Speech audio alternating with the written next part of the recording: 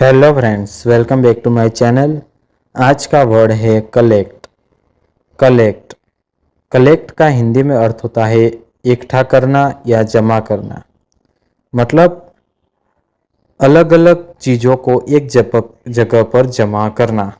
ये object, money या information लिए के भी यूज़ होता है। एग्जाम्पल इससे अच्छे से समझते हैं।